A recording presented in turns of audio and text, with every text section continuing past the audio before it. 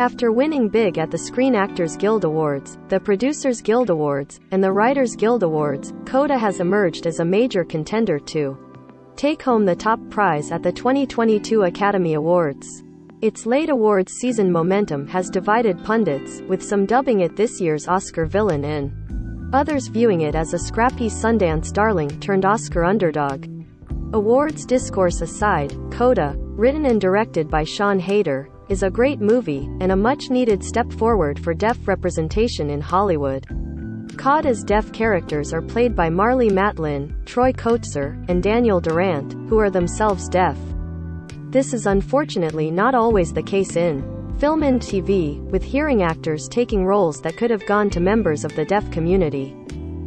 If you haven't seen CODA yet, there's no better time to catch it than now. Right at the end of an awards season it has dominated. Adapted from the 2014 French film La Famille Bélier, CODA, which stands for Child of Deaf Adults, centers on Ruby Rossi, Amelia Jones, a high school senior who is the only hearing member of a deaf family. CODA trades La Famille Bélier's setting of rural France for Gloucester, Massachusetts, where Ruby helps her father Frank Kotsur and brother Leo Durant on their fishing boat. She also acts as the family's interpreter. Much of the film's dialogue is in American Sign Language. Ruby also has a passion and real talent for singing.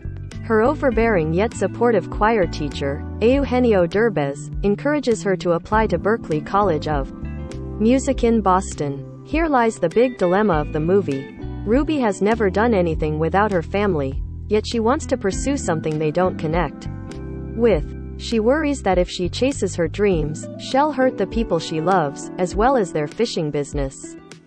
The plot of CODA treads familiar ground, veering close to the tried-and-true formula of other coming-of-age classics like Billy Elliot. But there's no Shamina formula done well, and CODA does more than well. Thanks to excellent performances and Hayter's sharp writing and direction, CODA rises above any possibility of triteness to become a moving, heartwarming, and deeply satisfying film. There's no shame in a formula done well, and CODA does more than well. Much of CODA's success comes from just how grounded it feels.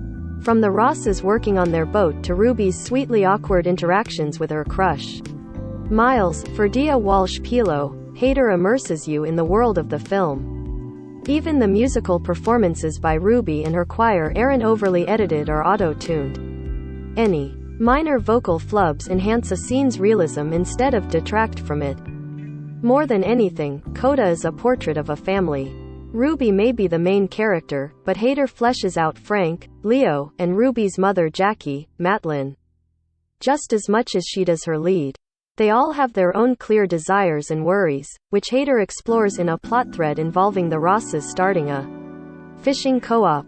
Jones, Kotsur, Matlin, and Durant are all nothing short of exceptional, nailing their familial chemistry from their very first moments together on screen.